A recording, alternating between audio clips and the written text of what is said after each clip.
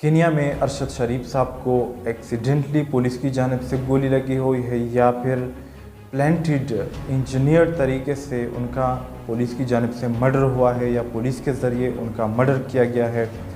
नाज़रीन, कुछ कड़ियाँ आप ख़ुद मिलाएंगे तो आपको पता चल जाएगा कि असल सिनेरियो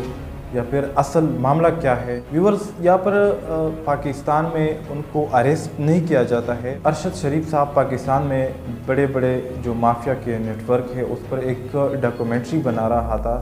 जिसमें उनके कुछ राज थे वो उन्होंने आया करने थे। तो यहाँ पर एक खड़ी तो अगर ये मिलाएंगे कि उनको पाकिस्तान में अरेस्ट नहीं किया जाता है, उनको सिर्फ मुल्क बदर किया जाता है या फिर उनको मुल्क से बाहर भेजा जाता है। उसके बाद जब वो दुबई जाता है तो वहाँ पर ज़राए के मुताबिक होटल में दुबई के 2 अफिशियल यानी हुकूमत की जानिब से 2 अफिशियल अरशद शरीफ साहब को ऑर्डर देते हैं या धमकी देते हैं कि हमें आपके मुल्क की तरफ से कहा गया है कि आप दुबई को छोड़ दें। वो जो अफिशियल है वो अरशद शरीफ साहब को कहते हैं कि आपको दुबई लीव करना पड़ेगा या फिर हम आपको यहाँ पर अरेस्ट करेंगे। फिर अरशद शरीफ साहब अरेस्ट के डर से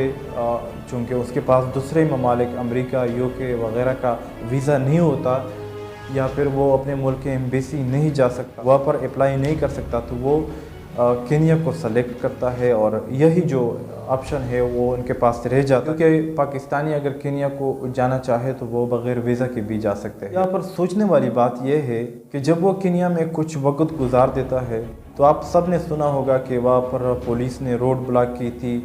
उनको ये इत्ला मिली थी कि किसी चोरों ने एक गाड़ी चुराई है जिसमें एक बच्चा भी है। वहाँ पर जब पुलिस ने नाकाबंदी लगाई थी तो सोचने वाली बात यह भी है कि जिस रोड पर अरशद शरीफ जा रहे थे वहाँ पर पुलिस ने नाका लगाया था। केनिया में करोड़ों लोगों पर फायरिंग नहीं की जाती, वहाँ पर भी अरशद शरीफ साहब की गाड़ी पर फायरिंग की जाती है।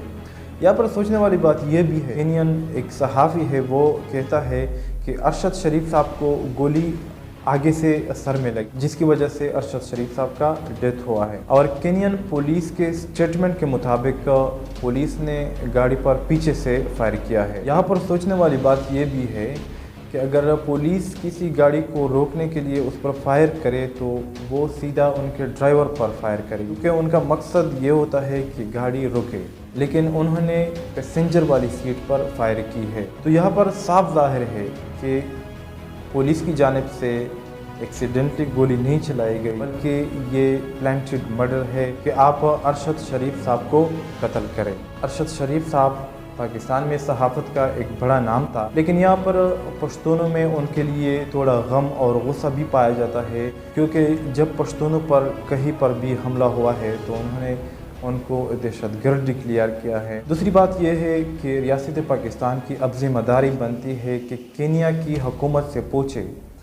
कि आपने करोड़ों लोगों में से अरशद शरीफ साहब की गाड़ी पर फायर क्यों की, क्योंकि पाकिस्तानियों का ये तरीका रहा है कि कोई भी पाकिस्तान के अंदर पाकिस्तानियों को मारता है, हम उन परायों को सेफ्टी देकर अपने मुल्क में भेजते हैं। जैसे कि अभिनंदन ने हमला किया तो हमने उनको सेफ्टी के साथ इंडिया छोड़ दिया। दूसरा जो